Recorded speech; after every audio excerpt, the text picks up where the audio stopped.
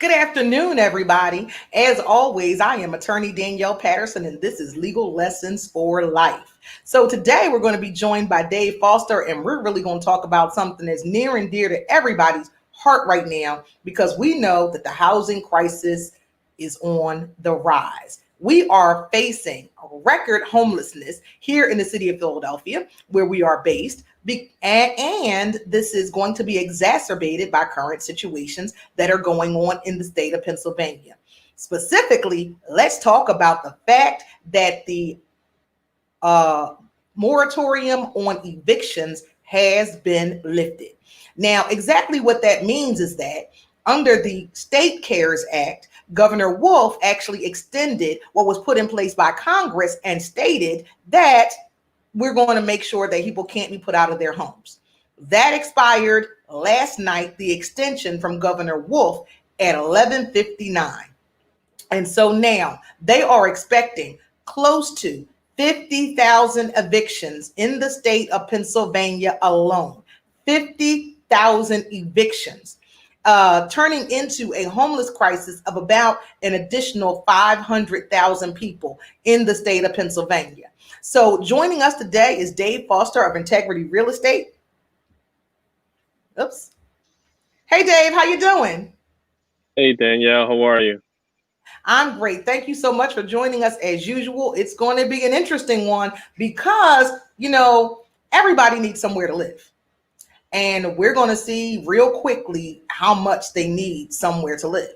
We already had a situation on the Parkway arising out of the protest. What we found was that there was a homeless encampment, basically. And the city of Philadelphia actually tried to do something about that and actually worked against and filed lawsuits to keep from removal some of the people from city council of those individuals who were on the Parkway. And one of the things that we learned about was that it wasn't all about the protest. Many of the people who were actually living on the Parkway were there because there's the homelessness issue here in Philadelphia. Well, we had people who were in homes during this entire pandemic.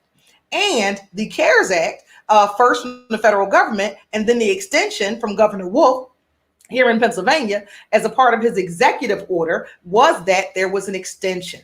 It was actually set to expire back in July, and at the 11th hour, they extended it. Well, they only extended it for 5 weeks, and that time expired last night. And let me just tell everybody out there, based on the phone calls that I've been getting for the last 3 or 4 days, the crisis is real. Based on the CLEs that I've been having, because, the attorneys are trying to get ready, is that what we know is that close to 50,000 evictions are expected to be filed. And I can tell you that this morning, the dockets were popping here in the city of Philadelphia, meaning that lots of filings were occurring. So I invited you here today because for those of you who don't know, Dave Foster of Integrity Real Estate, he does rental as well as home purchases. People actually don't know that you can use a real estate agent to find you actual rental property. So tell us about that, Dave. Absolutely. So I'm a licensed realtor in the state of Pennsylvania, where instead of going on Craigslist, Facebook, or your friend of a friend who knows someone, you can actually use a professional to find a rental property. Everything will be on the books. I know you hear about a lot of these Craigslist scams where I found this 5,000 square foot house and the guy only wanted $1,000 and he just needed me to wire him the money because he was on vacation and I really wanted to move in. And then you find out that it's not really what you thought it was. Those are the scams that we hear a lot about. So you can hire a realtor to actually help you find a rental property. Well, that's fabulous because one, we need those protections. But when you go through a realtor to actually rent a property, the realtor will assist you to understand what's a real rental, meaning who's a licensed landlord, what it means to rent a property. And people really don't know that. They just think, okay, and we see it all the time on Facebook. We see it all the time. What do we see? Hey, anybody got a house to rent? I'm looking in West Philly. I'm looking in Germantown. I want a 3 bedroom. And people respond, oh, I know Joe Blow, and they got a house and they'll rent it to you. And you see it back and forth. Well, typically those are not real landlords. One of the things about social media. And 9 times out of 10, when you hear someone say, number one, I'm looking for a rental property, for someone who owned the property, it's usually a backstory to it.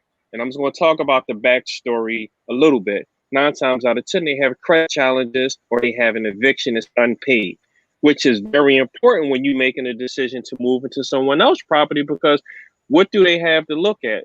Your credit, your payment history, was you ever evicted, things like that. So they try to get around it, circumvent.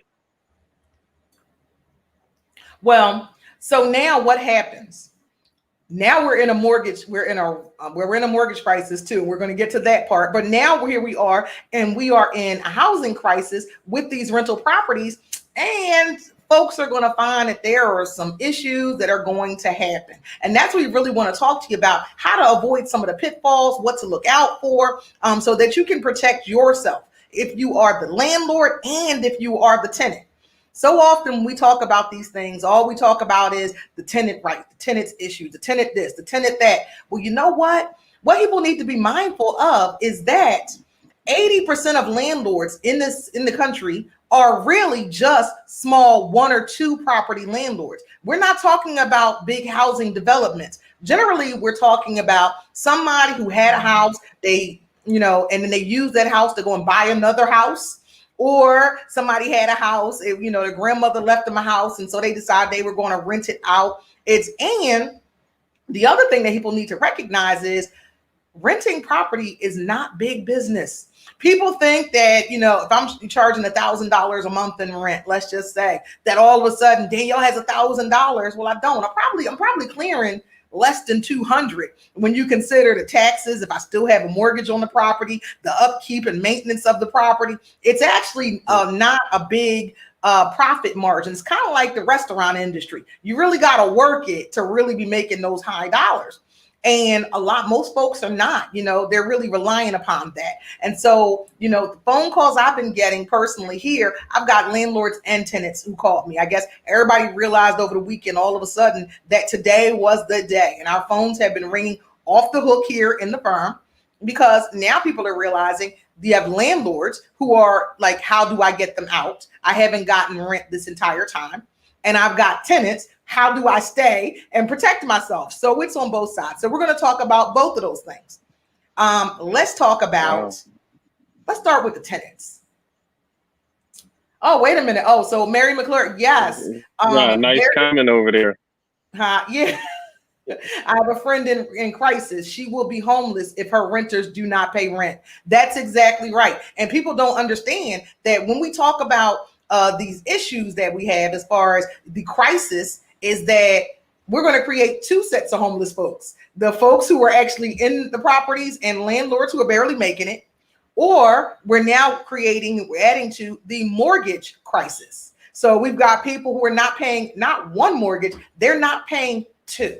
So we've really got a problem. And so many times I've had folks who said, well, there was help for mortgages. If you own the property, there was help for you. Why should I have to pay my landlord if they had assistance on the mortgage? They didn't have to pay their mortgage. Well, so let's start there. It actually didn't work like that.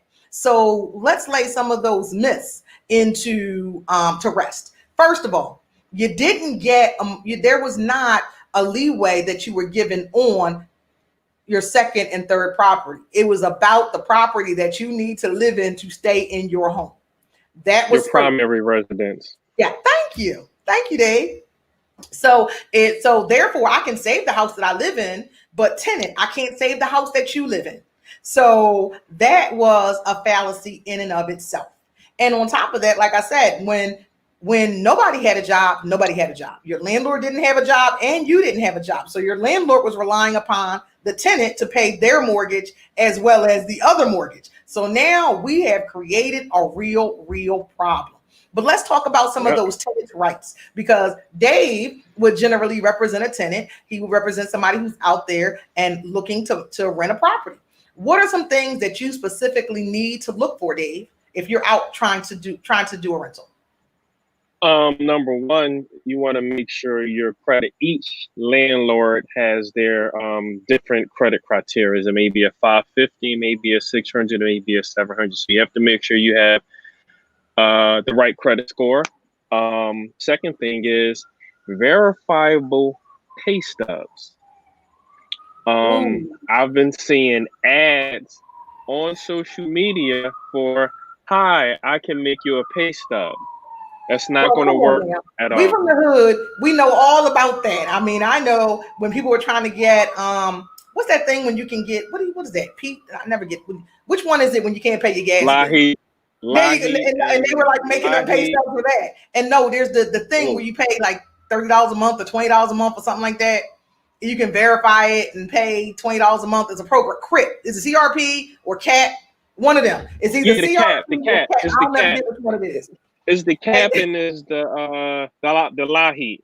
So and we people have a were lot making of up ones people. for that too. Mhm, yeah. So they come with these bogus pay stubs, and when you call the number, is they cousin, brother, someone answers. Oh, yeah, yeah, they work here, they work here. That's not going to work. So I just, to keep it politically correct, verifiable pay stubs.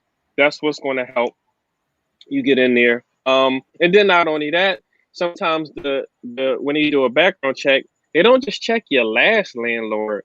They check your Ooh. second to last landlord, because your current landlord may be like, listen, I'm gonna say whatever I gotta say to get her or him out of my house. So you want to check, you want to go back. You want to thoroughly vet someone, because you know you want to have someone in there that's going to take care of your property, um, pay the rent on time, things like that. I've never thought about that. Like, because I definitely, I've had, I'm gonna just be honest, as an employer, I've had staff who started looking for another job, and it's like, yes, we're so She was sorry to see you excellent. She was excellent. Yeah, you should hire her. Sorry, she got to go. So I can only imagine. That's right. That you would think, okay, so there you go. So for yeah, exactly, Mary. Employers do it too. I'm sorry. I'm really laughing because I never thought about that. So you want to go two back to make sure that you're really covering all your bases. And ladies and Yeah. gentlemen, that's what you get when you get David Foster to represent you, either to lease out your property or to attempt to get a lease. He'll let you know what you need to do it right. Now, what are some things that you are also you're going to need as a landlord? So again, we just talked about those people who post on Facebook and they go, "Hey, I need to do whatever," and then they go when they rent from that Joe Blow who responded to the ad, and then we find out that they're illegal landlords. There's a such thing, ladies and gentlemen, as an illegal landlord. So tell me about legal landlords. To be a legal landlord, you have to have, one, a business license, two, a renter's license, three, a suitability license, and four, as a Philadelphia rental, you have to have your property lead safe. So you have to Okay. have what's called a lead dust sampling test done. So this looking like it's kind of expensive to be a landlord. So tell me exactly what these things are. And let's start with the back because people don't know what this lead safe is and they don't understand lead abatement. So lead is real in the city of Philadelphia. It's not a myth. The city is not trying to get money out of you.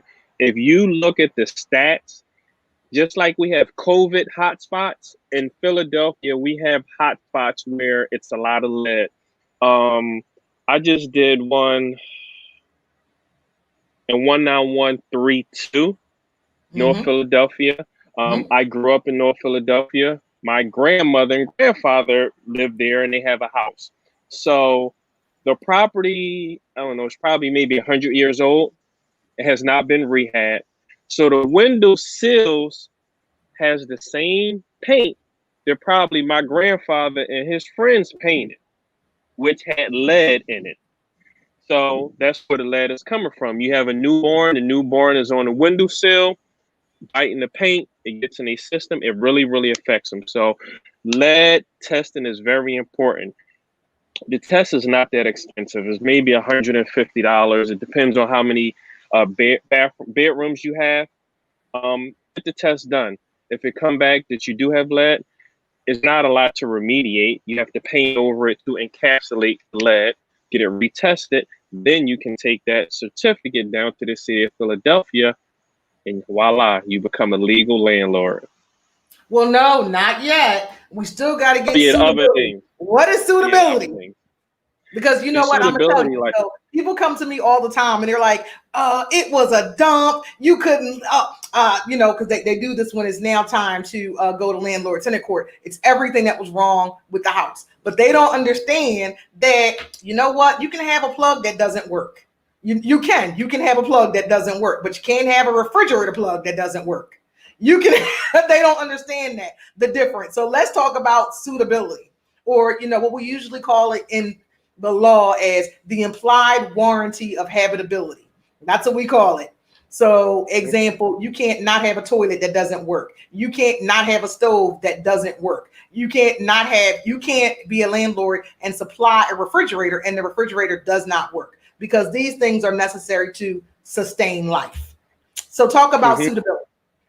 So the suitability for you to apply for it, you go to phila.gov. If you have all your other documents in order, you should be able to go right to the website, apply for it, and it come right back.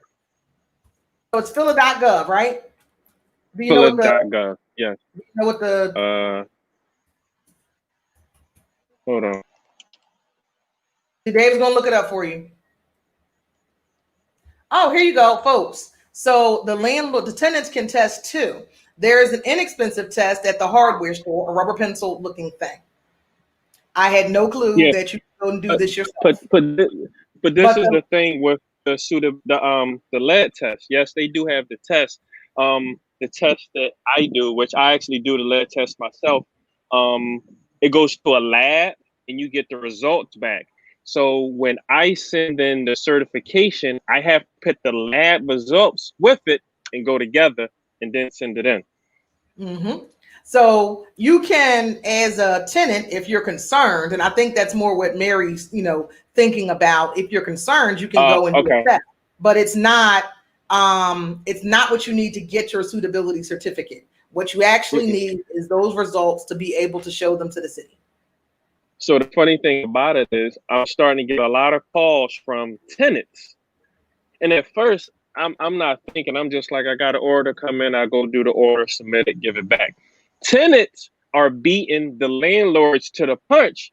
So when you quote unquote go to eviction court and you think you got all your paperwork right, and the tenant like, well, I had my own test done and it's clearly you have lead in the property, you tell them what's going to happen, Danyl. Well, then you can't now evict them. Yeah, that gives you some more time to be able to buy time to have to come back. And let me tell you, so in the city of Philadelphia, one of the reasons that people don't want to rent to people is it is very difficult to get somebody out. I'll be very frank. It is. It is more difficult in the city of Philadelphia than it is in Delaware County or Montgomery County or Bucks County. And a lot of that reason is because it is a longer process in waiting to get to court. So you can go to Delaware County, and so you live in Delco and you didn't pay your rent on the 1st, and on the 7th, your landlord sends you a 10-day letter, and on the 30th, your landlord files for eviction. In Philadelphia, we theoretically could do that too and file for eviction on the 30th. And then you get a court hearing that is 2 months from now. In Delaware County, you'll get a hearing in 15 days. And that just starts the toll of the statute. So then the rest of that is that what happens is, so now you've got 2 months where you still have continued to not pay rent. And then you're going to come back to court, and then they're going to ask you to negotiate. And then you're going to negotiate. And guess what? Typically people have the money. The landlord is like, all right, fine, I'll waive the fees. And then the person continues to stay there. In Delaware County, the sheriff shows up to your door, and if you do not have cash, all of it, including the late fees, and they want cash or a cashier's check or a money order. That's it. That's all the sheriff will take when they show up to your door in Montgomery County or in Delaware where you live, Dave. I had one in Maryland. Somebody called me. The sheriff was outside and they had no idea what to do. And I'm like, well, I don't practice law there, but I can get you, one of my colleagues who basically was like, so you gotta get out. Like, unless you got money, because if you don't have money, you gotta get out. And she was like, but in Philly, she was like, well, this is Maryland. And so it was a problem. So now, so we've got suitability, we've got the lead certificate. Where do we go and get the license? Wait, don't forget the business license. Okay. Okay. So now let's talk about this business license, because what we found from the CARES Act and all of the grants and things that were going around, that Philadelphians don't have their stuff in order. Okay. Because they couldn't apply for things because they did not have registered businesses, because they had not applied for their business tax ID. So in Philadelphia, there are actually two. It's the BART and the BERT, and I'll never know what they stand for. You get your business tax, and it's something else. I forgot. I really can't remember what those things are called, but you get two of them. The net profits tax. That's what it is. That's what it is. Net profits tax and your business tax. And you have to actually apply for them and register them. You can do that right online too, but people don't do it. I'm putting the link in what's the name right now. Okay, so Dave is going to put the link up so that you can do that. Thank you, Dave. And you need to make sure that you go there and you get your business license and then your renter's license. Now, you would be amazed at how many people have everything else and they don't have their renter's license. And this is the reason. Because a lot of times people who rent property, sometimes it's they own the building, their business is downstairs. Thank you, Bert. But can you tell us what that stands for, Shauna? Thank you so much, Shauna. And NPT. See, net profits tax, that's the one I remember because that's the one I always have to pay. I don't know what the BERT stands for. But anyway, so what happens is, Dave has a business and he has Integrity Real Estate downstairs. And he's applied for a business license for Integrity Real Estate. Well, he rents out upstairs. He never applied for a business license for for the upstairs apartment. And specifically, he never went, and he's been filing kind of like a little bit of money that he's gotten from upstairs as a part of his business taxes for Integrity Real Estate, and then never went to go get an actual renter's license.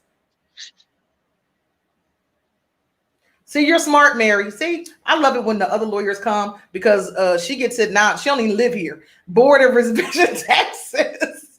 Thank you, Mary. Because I was like, I just know what it is. Thank you. So, and then that's what happens, that we don't have it. So how do you go and actually get that license? The business license? There you go, Shauna. Usually you go, income receipts tax. Usually you go to the municipal building, but they're doing everything remotely now. So they're doing it by appointment, actually, because I just had a client tell me that she had an appointment that she was going down to get the business license and the renter's license. And she called me because she wanted to get the certificate, the lead certificate. So when she go down there, she can do everything at once. Well, this is very important, folks. So if I've got landlords out there who are now trying to get their stuff together, everything is backed up. So you're on this live, somebody shared it to you. I need you to make your appointment. Go ahead and make your appointment and then try to get your stuff together. Don't get your stuff together and then go down there, which is what you normally would have done. Try to just go ahead and schedule the appointment and then try to get your stuff together so you're all ready, because when it's by appointment, it's limited staff that is making the appointments and you don't know when you're going to get called. And especially because the filings are up. So for folks who don't know, so they're actually doing rolling evictions cases, landlord tenant. So basically anybody who filed pre-COVID, meaning there were a whole bunch of people to file and didn't have a hearing. So there were actually cases that were in the docket to have a hearing when we shut down on the 13th of March. I had a lot of landlords that applied for during COVID, which got a docket or a rent number. So they're in the system already. So now it's just the floodgates are open. The people who was in there already are going to go into court. And then you have a bunch of people who's running down there. So it's going to be a bottleneck. I'm almost certain. And not only is it going to be a bottleneck, so there's something new in the city of Philadelphia. Everybody gets a lawyer. It's like going to criminal court. If you Yeah. cannot afford one, a lawyer will be assigned to you. Okay, now he Oh, wants to good. freeze. You okay? So if you can't afford a lawyer is going to be assigned to you. This Yeah, we here. okay, you had frozen. That's a part of the actual new part of the landlord tenant license law. I forgot what the name of the law was. That was put in effect by city council. That was spearheaded by council person Kendra Brooks and council person Helen Jim. I never know how you say her name. I'm sorry. Um, and so now what has happened is that if you go down and you don't have money, then you're going to be assigned a lawyer. Just like if you had gotten, arrested for a DUI or anything else, and you go and then you can't afford a lawyer, one will be assigned to you. Well, that means that now that bottleneck just got even harder. It's got even tighter because now you're working with the lawyer schedule and their availability. They're not working with your availability. You need to make yourself available, but you got to work with the lawyer's availability. And on top of that, landlords who are out there, you need to find lawyers. Because I'm going to tell you, there is nothing that you want to do more than go to court and the other side has a lawyer and you don't. That's not what you want to do because there are ins and outs that you don't know and don't understand. And I'm sure you see it. You'll feel like they're talking ahead of you. So the kind of thing that you normally would have been able to handle on your own, that means that you can't. Because now all those documents that you might not have had that kind of might have fallen through the cracks or they might have slipped through before, I can guarantee you that every attorney is going to go in and the first thing they're going to want to know is whether or not you had all your docs in order. You still there, Dave? Okay, so Dave is frozen. I'm going to text him and see where he is. And in the interim, we're going to start talking about, hold on. Let me see. Do I need to? There you go. So he went out and I'll put him right back in. So you need to make sure that you have all of your documents at the ready. Okay. So you don't want to be an attorney who's a tenant, a landlord who is standing there against a tenant with an attorney, because now every single loophole means that you are that much further away from getting your payments, Mr. Landlord, and you're that much further away from getting your tenant evicted or, to vacate the property or taking possession, whichever way you want to say it. And that means that that's that much more time that your tenant could be in your property and not paying. Now I'm going to talk about something else. What do you do, Mr. Landlord or Miss Tenant, when you're in this situation? Well, there's a whole bunch of things that you could do. Because in the end, the question everybody wants to ask is, do they want to leave or do they want to stay? What is the actual goal here? Then tenant, is this where you're happy? Is this where you want to stay? Then what you need to do is figure out ways that you can pay your landlord. Make it, Dave just told you it's really not all that easy to rent if you're really choosing that you want to rent something from a reputable person. They're going to really want to know that your papers and your affairs are in order. So if you have an eviction on your record now, or they started an eviction, how palatable does that make you as a potential tenant? Landlords, now you need to figure out, do you want to keep this tenant or do you want possession of your property? Now, let's talk about that. It's not really so simple, because if you want possession of your property, please know, now you're going to have to fix it up. You're going to have to do repairs, all those kind of things, the expenses and costs of securing another tenant, if that's what you want to do. Or has a tenant up until now during this time, have they actually been fairly reasonable? Have they been good tenants? Have they paid on time? Have they kept, maintained the property? Whether those are things that you need to consider. But the other thing is, hold on, David's back. Okay, he's all the way back. Nope, he's not. There you go. He's all the way back. Hey, Dave. Hey, sorry about that. Oh, that's okay. So we actually just were talking about, so now what happens? So you're at the point, either you're a landlord or you're a tenant, and you got to figure out what you want to do now. What's the goal? Do you actually want your property back if you're the landlord? As a tenant, do you want to stay or do you want to go somewhere else? Now we need to start asking the hard questions. So, again, so now if you're a landlord, do you have the monies that'll be necessary to make the property, rentable again? And also knowing depends upon where your property is. So, I mean, like example, if you've had the same tenant for the last 20 years and they got 20 years worth of wear and tear in that house, you might want to think about whether or not you're ready in the financial position to make it such that you can make it, palatable to a new tenant. The other thing is, come on now. Gentrification is real. Somebody said this to me the other day. They were like, well, the house across the street from me, it went for $1,800 a month. That's what they're asking. So, I'm going to just rent mine. No, you're not, because they just totally redid that house and totally gutted that house and put a new kitchen in and put new bathrooms in and put new laminate floors and all that stuff that you're not going to do to your property. So there's a reason that they can demand that. You probably can demand half of that. And you need to be sure of that. Don't just go on, hey, people are renting at so much around here and I want to get some of that too. So you just need to figure out, are you the landlord that can afford to get that? In addition, you're a tenant. You've gotten evicted. Okay, so regardless of whether or not, let's say you settle it out, the fact that an eviction proceeding was filed is on your record. And I think people don't understand that one. Okay, Dave went away as soon as I was going back to him. Okay. Well, see, this is when Dave wanted to sit outside, and have his fabulous background of the trees. Let me talk about him for a minute. And then we have technological problems. Meanwhile, I'm in the office, being bored and hot and in this little room with this light shining in my face. So he'll be back. But anyway, so now what you've got here is a situation. Here he is. Where we've got here is a situation, we've got to decide what we want to do about this here property. So now it's time to go to court. Well, let's talk about it. Because court is not pleasant. I tell everybody, you don't want to bother with a lawyer until you need a lawyer. Nobody ever comes to a lawyer when they're having a good day.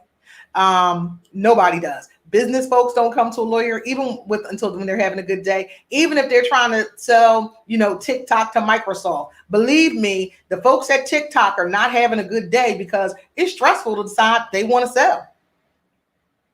Now, hey, Dave, get it together, Dave. I can't hear you, Dave. You don't have sound. Hello? There you go. You don't have sound. So, okay. So now we're at actual eviction court and folks need to know what to expect. I already told them that, having an eviction on your record doesn't make it very easy to become a new renter somewhere else. Just even the fact that it's been filed, it is on the docket. It doesn't, if you settle out or you agree to leave the property where your landlord, and you agree to leave, it doesn't mean that the eviction, that the actual court case is gone. And people don't understand that. Or like I've had people come to me, well, I left, or no. I get that a lot. I was living with my boyfriend and I left him in a property, but my name was the only one on the lease. Mm-hmm. I get that a lot. So I'm like, I understand the situation, but if you want to move forward in life, you need to go pay whatever was owed, get everything cleared up and show proof. This is proof that I paid it off. I wasn't in the right state of mind when I was dealing with him, and things are better now and I'm in a better place, whatever. Oh, and folks don't know that. This is not like Citibank, landlords are actually people.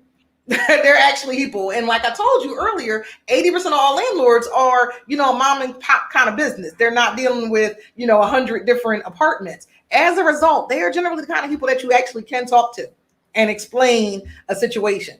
So, you need to have your ducks in order and show that, it was a hard time during the pandemic, but look, I got myself together.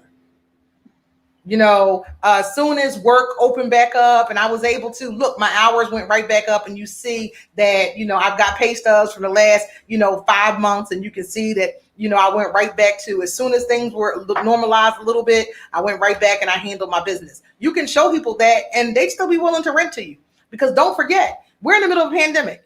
Everybody is in the middle of a pandemic, not just you, not just me. We're all in this together. So now you go to landlord-tenant court. A lot of people have never been there. Now there's this attorney on the other side, be you the landlord or the tenant. Okay, maybe you've decided to find your own attorney. If you decide to find your own attorney, that means you're in that much better of a position because the attorney will advise you what to expect and what you need prior to you getting there so that you can be successful. Also, your attorney is going to manage your expectations. And when I say that, that's a lot of what I do. So, Mr. Landlord, do not think that you're going to get your house back the day after the eviction occurs. So that happens a lot. People go, oh, well, I evicted them. Yeah, so it doesn't work like that. There's still a whole new process. You've got to continue. You've got to file it with the sheriff. You've got to file it with the court. And now you've got to move for the actual repossession. That's a whole nother phase. Mr. or Mrs. Tenant, you're in the property. Okay, well, I made a settlement or I paid my landlord. Now I'm finished. No, you've got to actually get your receipts of payment. You've got to get the dismissal of the case, meaning you needed to show it on the docket, and you can sometimes get the docket to reflect that it was paid as agreed. Because the other thing that people always forget, and that's that thing that Dave and I are now going to talk to, because I get a call twice a day, every day from the Social Security Administration. Now, y'all know the Social Security Administration does not call you. Okay. So just for fun, I send them to my voicemail, and there is some, foreign sounding man every day. It's some foreign sounding man who tells me that there are threats against my Social Security number. He's calling from the Social Security Administration, and please return his call. And his number is in Washington, D.C. And the number is from Washington, D.C. Well, if you do a reverse search on it, the number was in Lagos, Nigeria. I did a reverse search on it again, and the number was in Belize. I did a reverse search on it again, and the number was in Hungary. So they were all Google numbers. But what they were telling you to do was call a 202 number, which seems like it's Washington, D.C. How about this one, though? When you call the Social Security Administration, they route you to the office near you, and it's an 800 number, and they don't ever give you a person to call back. They give you a case number, and it's going to come to you in a letter in the mail. So now we're going to talk about credit fraud, because this is the biggest hindrance to any of us trying to get housing or a mortgage. And this is very important, because at the end of your issues with landlord-tenant court, you're going to make sure that you get the letter and update your credit, because a lot of landlords do report to credit bureaus, and people don't even realize that that it's not just PGW and the electric company, and in addition is that PGW and the electric company, they don't actually file anything with your credit bureau unless you fall into true delinquency and shut off. You can be late forever, but until you're shut off, disconnected, they don't actually report anything negative. That's a free clue today. So, and I'm sure we're going to have the credit lady on. She's going to talk to you about that too. How do you decide what to pay and what not to pay as you're trying to work this out? But those landlords are going to actually impact your credit even more, because everybody knows if you don't need anything else, you need somewhere to live. And so if you're willing to not pay for where you live, then that means you are a higher credit risk than somebody who just didn't pay Bloomingdale's this month. You just are. So if you get something against your credit, and because there is actually, and Dave actually is the one who told me about this months ago, and I'm going to remind you that through to April 2021, you can check your credit every single week at all three of the major recording bureaus. That's huge. Every single week until 4/21. And I never get the thing right. Is it annual credit report, free credit report? Annualcreditreport.com. I'm going to tell you all to go look, because there are things that we didn't realize were reporting. So there were all these COVID moratoriums. You don't have to pay your mortgage. You don't have to pay your electric bill. You don't have to pay your phone bill. You don't have to pay your credit card. There were all these COVID extensions, and people didn't realize that they put them on your credit report. Yeah. And so if you weren't paying Verizon, either your cell phone bill or you weren't paying your Verizon cable, it was on your credit report that you got a COVID extension. So what did that tell people? That you didn't have money. So now if you're out here trying to buy a house, they know that just 4 months ago you didn't have any money. Or if you were trying to now rent an apartment somewhere else, well, they know just 4 months ago you didn't have any money. So where'd you get this money now? So that's important. The folks with the student loans, this actually was incorrect reporting because under the CARES Act, and this has been extended through to December 31st of 2020. Under the CARES Act, student loans have all been put into a payment status. Oh, yes, I will definitely, Mary. Thank you. That they were automatically put into a payment status. So if you were somebody who has delinquencies and you got a lien against your credit or against your paycheck because of your student loan, now was the time to get yourself right. If you one of the people that has never gotten your tax return because the student loan people come for it, now was the time to get your stuff right because technically everybody is in repayment status. So what you need to do is contact your student loan servicer and make sure that while it's being put into repayment status, that you have now made some kind of plan or arrangement to pay later. So that means, did you apply for those different income adjustable student loans? Did you pay some back debt? All of these things are things that you can handle now while you still are in this forbearance. And this is huge. There's no daily interest being compounded, no penalties, no late fees. So all that stuff is being wiped out for close to a year. So this is the time for you to get yourself right. So when the end of this thing comes, December 31st comes, and it's time to do your taxes in January or February. When are taxes? April. Child, I don't know. No, it's April. well, you come on now. Our people are not applying in April. They apply early because they get returned. Okay. Me and you out here on April 14th. It's February. It's February 1st. Then I think Okay, February 1st. So there you go. On February 1st, you can apply for your income tax returns and actually get them. Okay, and that's going to be huge. So keep your repayment status right now. So now Mary actually just said something which folks didn't realize. That when you went into those COVID repayments, they pulled your credit report too. So anybody who applied for PPP, anybody applied for EIDL, anybody who applied for like the LIST grant, they actually pulled your credit report to confirm that they were actual businesses and things. And every single pull actually dinged your credit report. Every single COVID extension actually dinged your credit report. So people went and all of a sudden they had dropped 60 to 100 points and had no idea where that came from. Wow. And yes, it was a huge. Now, this is the rest of it. It only stays like that for 60 days. So they're not hard pulls like an automobile purchase or a mortgage purchase. They're hard pulls, but they don't stay on for the 4 months. This 4 months? It used to be 120 days. So, but these are only 60 days. So that's very, very important that you all know that, because so many people were saying to me, and my credit score was good. What happened? And then I'm like, did you go pull your credit report? Well, you can pull your credit report. And then they went and pull their credit report. Well, there's nothing negative on it, but it says, and on the bottom, I said, did you go where it says who did inquiries? Yeah, there was a lot of that. The other thing that was going on is everybody that ran the Saks with their pandemic unemployment assistance check, because we know that Saks and Fendi and Gucci. I'm sorry, I didn't want to believe it. I really, in my mind, it was a rumor. King of Pressure, the Gucci store, all of them. I heard that they had lines, and I'm like, no, some people wasn't spending that money up there like that. No. Well, Neiman Marcus, they don't take cash. So what they were doing was they were trying to apply for credit cards. This is where I was going with this. So you can do your debit card or you can do your Neiman Marcus card. That's it.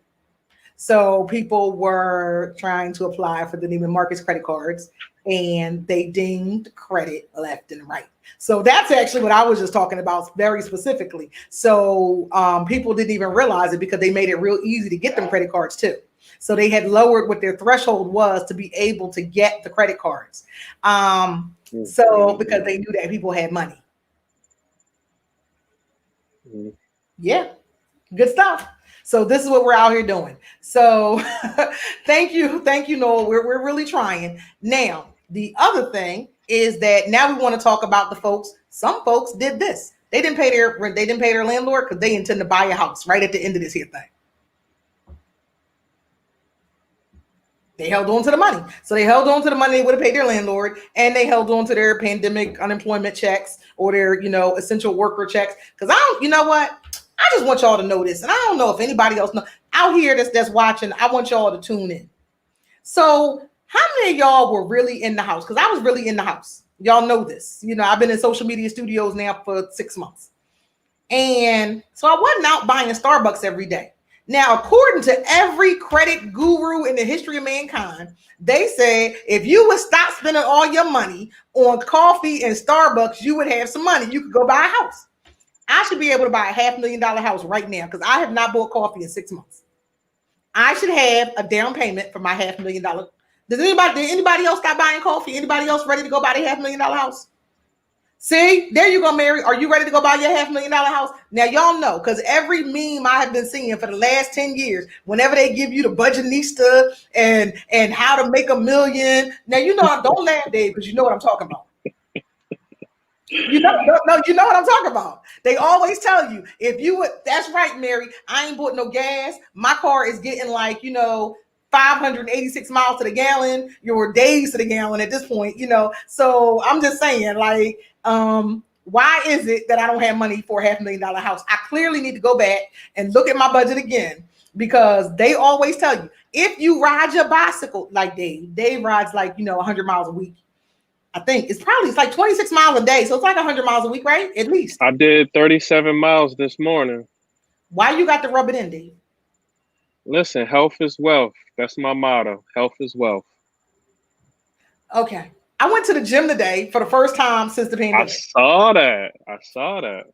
I don't know if we're gonna be here on legal lessons for life tomorrow because I might have to lay down. But the point is, I tried to begin today.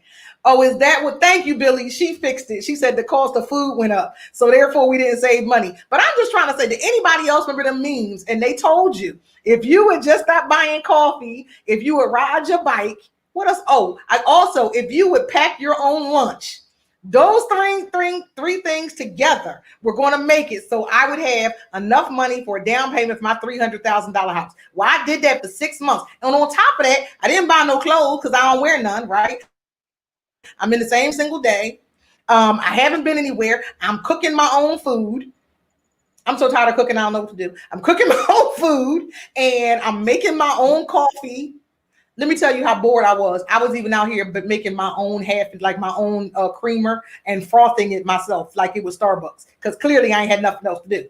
Okay. And I have not saved enough money for my $500,000 house. I just want to say that. Mary said she is going to go and buy. Are you going to go buy that house in California? Because did you save it or no? The question is, did you actually save it? Oh, no, she didn't. She told us she just spent it all on Instacart markups. Listen, Instacart is the bomb. If you're not done with Instacart, I don't even like the supermarket. But to go into the app, when I leave Philadelphia and I get to Delaware, my food is there, is like the best thing ever. Okay. Thank you, Dave. That's the thing. Now, we're going to talk about something near and dear to heart because people that weren't paying attention, but the Philadelphia homeowners grant went away during this time. They just defunded it. Last week. But you know the thing about it, a lot of people was upset about it, but it wasn't supposed to last that long anyway. What was it, Dave? It was People don't even understand what it was. It was a $10,000 grant that the city of Philadelphia was given to first-time home buyers to buy a home. It had a good run, and they finally stopped it. And a lot of people was trying to get into getting their the first part done, which is you have to go in. They wasn't doing in live, so they was doing like Zoom. No one was able to get into the Zoom, which would take you into the second part, which was the one-on-one. And if you didn't get them two done, you was not able to get the grant. So it's out. No more But funds. help is still on the way. So tell us about it, Dave. So they do have a few other grants available. It depends on where you want to be at. So, for example, Delaware County, they have a $5,000 grant. Montgomery County, I believe, has a $10,000 grant. And then Bank of America. Taxes for 1 year in Montgomery County. Not even, right? And Bank of America, I found, has a program where they give up to $17,500 for first-time home buyers. All of them are income sensitive. Most of the homes, all of the homes, not most, all of the homes have to be in a low to moderate income. They actually have a map that you can go to and look and see. So in specific neighborhoods, that's what that means. Exactly, exactly. Income sensitive, credit sensitive. So a lot of things go into it. And please don't think that if you make $250,000 that you're going to qualify for the grant. It's income sensitive. Or you could wait until the pandemic hits, make no money, and then apply. So I could make 250 last year and then have not earned a dime since March of 2020 this year. So there's that. But the other thing is, Dave, it's not so easy anymore, because the other thing that happened as everybody was refinancing houses, y'all remember I went back and told you it's a good time to refinance, but they actually upped the credit score to get mortgages. What is it now, Dave? It depends on which lender you go to. 640 went up to like a 660 to 670. This is a little sidebar. I have a lot of times I see on social media, I can get you approved at a 580 credit score. Okay. I've been in this business 10 to 12 years. I have never done it before. I'm not saying that it can't be done, but believe me, they're going to make you jump through a lot of hoops. And even if you jump through them hoops, you still may not get approved. I always recommend go back to the drawing board, clean your credit up. You'll be a much stronger buyer. And, when you go to the mortgage, your rate will probably be a lot better. Okay. What are rates looking like now? 2-3%, really depends on your credit. Okay, that don't help me none. Give me like money.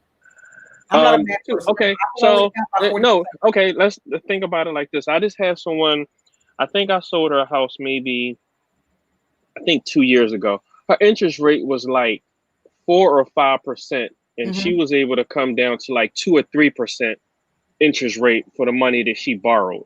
I had another client that had. Okay, but what did that mean? I'm gonna give you some numbers. I need numbers. I had a client that had a mortgage for $2,900. She was able to refinance, and it went down to $2,300, which in turn allowed her to rent her property out as positive cash flow, and she was able to buy another property. Wow, that's impressive. So your interest rates are very, very important. Right now, interest rates are very, very low. If you ask your mother or your father, I didn't see this, but it was interest rate of 10, 15, 20% buying a house. And now we at 2, 3, 4. Yeah. Now is a good time to buy a house. My parents bought a house the year before I was born, and my father said it was 11% interest, and they had great credit in the 70s. And then after Reagan, I think that was a refinance, and nobody had ever heard of a refinance at that point. It was like, as a matter of fact, my mom told me that she thought that was something fake when they were saying, "Oh, go refinance your house," because it was not something that everybody was doing. Again, you're talking about poor communities. So see, Mary just said 1972 to 1980, exactly right. People didn't know this. So, they just were the kind of people that worked and paid for their house. And I remember when I got to high school, one of my actual math tutor was in college, and he was working for a mortgage company. And I remember that was my parents refinanced that house. and then they paid for it. So by the time I was in high school, so they had been in the house 2 years before I got there. I'm in high school. I'm 14. They had been there 16 years. They were able to pay it off in another 4 years with the new interest rate. So they paid the house off before my 21st birthday. After that happened, but they didn't. I'm trying to tell you, my mother thought that that was fake. What else she thought was fake was closings in 30 days. I remember one of my girlfriends was buying a house, and then she was like, "Oh no, well I close in 3 weeks," and my mother was like, "That's not possible," because again, they were used to this long series of no. Mary, how about this one? When they bought the house, my mother's name was not on the mortgage because women were not allowed to buy houses. My father had to change the deed later after they had actually bought the house to include her name on it because women were not allowed to be homeowners. So, you know, people don't realize it's not that long ago when they talk about equal rights and civil rights and equal rights for women. It really was not that long ago. It was in our lifetime.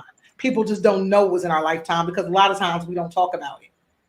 You know, it's really horrible. But Mary had a question, and I think that you have the answer. She says, do you recommend going to a credit repair service, or is this something someone can do for themselves?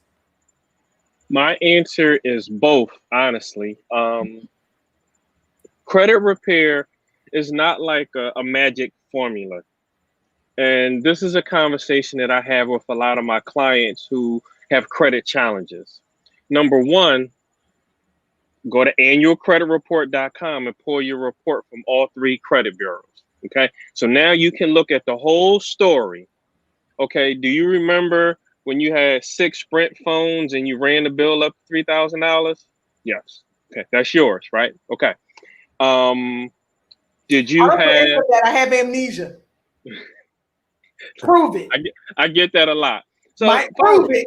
Follow me. So, do you remember this Strawbridge and Cluther credit card? No, I don't.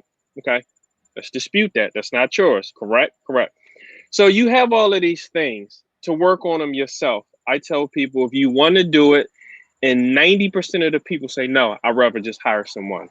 So there's why I'll say both. One is you can buy a book. It's called The Race to Good Credit by Trent L. Pettis. It's on Amazon.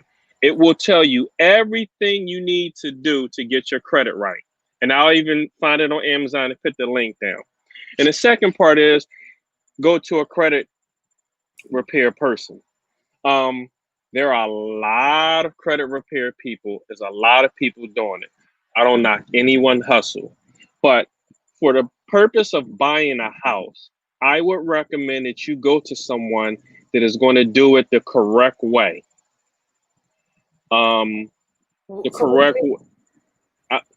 going to say it without saying it. So the correct way is, okay, maybe you have to make some payments to pay some things off, and maybe you need to strike a deal, but you get your credit up the correct way. Not you dispute a bunch of stuff and your credit shoot up, and then before you buy the house, it shoot back down because they put it back on there. Do it the correct way. If you do it the correct way, once you come back to me, your credit score is up to a 660. I take you to the mortgage person. The mortgage person gets you approved, and there's a good chance I'm going to get you to the settlement table. And why I say doing it the correct way, because sometimes if you do it the wrong way and something pop back on and they run your credit and your credit go down and you're in the middle of buying a house, you didn't put a down payment, you didn't pay for a home inspection, you didn't pay for an appraisal, and you can't buy the house, you just lost. So I'm a fan of doing it the correct way. Well, Shauna just said go to somebody reputable. How do you find the reputable person? I know a lot of credit repair people. Well, what I'll say is people told me, they were like, ask your realtor. That's really what they told me. They were like, okay, you're right. People told me, ask your realtor. I know a lot of credit repair people. I highly recommend Terry Kauser. And I've actually invited Terry to be here. Okay. So come on and talk. I highly recommend her. She has a real business that's being ran. I know a lot of people that went through the company and they was able to get their credit up. It's not hard to do. You just have to focus and stick to it. You can't say, okay, I'm gonna get in this credit repair program. Oh, look, they just came out with a new Benz, and go buy the new Benz. You can't do it. You have to, stay Speak for focused. yourself. I feel attacked. You don't have to feel attacked. By the way, I think I know you team BMW. I'm team BMW too, but that Tesla was looking very nice. Well, you know what? Okay, this is how I ignore it, y'all. But the Tesla was real, real good because I got in it and my booty didn't fit on them plastic seats. Oh yeah, them seats are not a BMW seat. The Yeah, BMW seats just hug you. Um, yeah, yeah. Other I than that, understand. though, I was you don't understand. I was like, yeah, this is great. This is wrong with this seat. That and the back wing things I got in the back seat. This y'all. This is my Tesla review. In the back wing in the X. So you get in the back, right? And like my booty don't always fit all the way on the seat. It's always some overhang on the left side and the right side. Everybody on here might not know about that, but I'm sure someone out there know about, because it was like my goal when I was really working out was just to get the whole booty in one seat, like with no overhang. I never necessarily got there though, but I felt like it was getting there. So anyway, the left door went down because I had got to try out the back seat, and the door went down and it slapped on the left side of the booty and pushed it over into the other side of the seat. And then my girlfriend was on she was in the passenger rear seat, and the same thing happened on her side. So we went from being a long way apart to sitting next to each other. So we said this ain't it either. It wasn't made for the big girls. The big girls, the big girls don't need to be in the back seat of the Tesla. That's just my opinion. I don't know, maybe some less bootified or women, but for me, it really wasn't for me. Okay, but anyway, Billy Morris has. Do you recommend getting a loan with a lower interest rate to consolidate high interest credit card debt? Because I don't never know what to do about this. It's a good idea until it's not. I'm not a finance guy. I would recommend that question to Don't worry, Kamari will be here. Yeah, Billy, that's a question for him. That's a watch question out. for Make sure that you follow us over on Danyl Patterson for 190th. I'm eventually going to change the page to Legal Lessons for Life. Make sure you follow us so you get notifications, because Kamari Ellis, the Finance Rebel, is going to be on here. And this is a question I actually have for him, because the consolidation loan rates are lower right now too. But they're requiring more information as far as your employment history. So one of those questions is, if you were receiving that pandemic unemployment assistance, you may or may not be eligible. Early on, Kamari actually told us, go and run up your credit, meaning not your credit cards. Go ahead and get your home refinance. Go ahead and get your line of credit for the business folks. If up your line of credit, or even pull some of your line of credit down. So as a business owner, let's say I have a $50,000 line of credit, because we didn't know if this was going to be like 2008 and 9 and they were going to shut those lines down.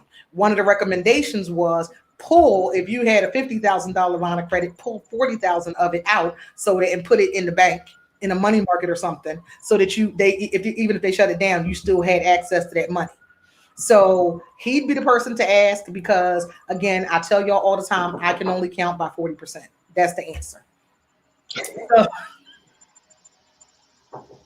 So Dave, do you have anything else to add? So we were just talking about the mortgages and what we can do next. Can you put your number up?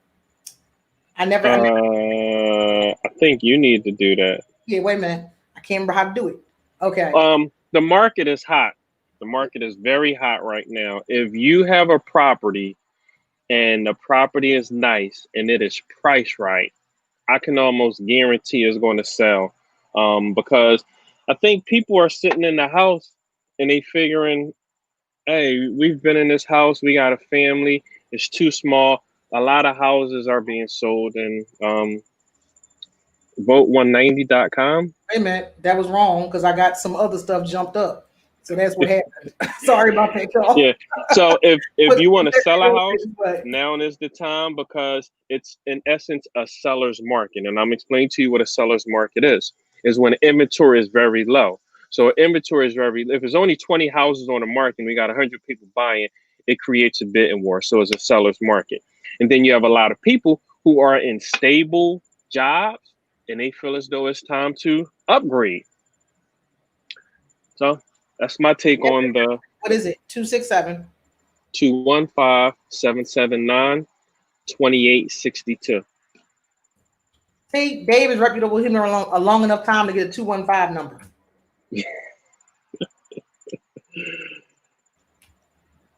Folks, give him a call. Dave Foster at Integrity Real Estate, 215-779-2862. That's Dave Foster at Integrity Real Estate, 215-779-2862. As always, I'm going to thank you for being here with us today. I'm Danyl Patterson. This is Dave Foster. You are tuned in to Legal Lessons for Life. We'll be back. We're going to talk some finance. We're going to talk about these idle loans, what to do about with your PPP money, what's going on with the PUA, and the indictments that are coming. So make sure that you are following us over at DSP in 190th on YouTube, or check out the Danyl Patterson for 190th page on Facebook. Make sure you're following us because we're going to be full of information. As always, thanks so much, Dave. You're welcome. Bye-bye. Bye.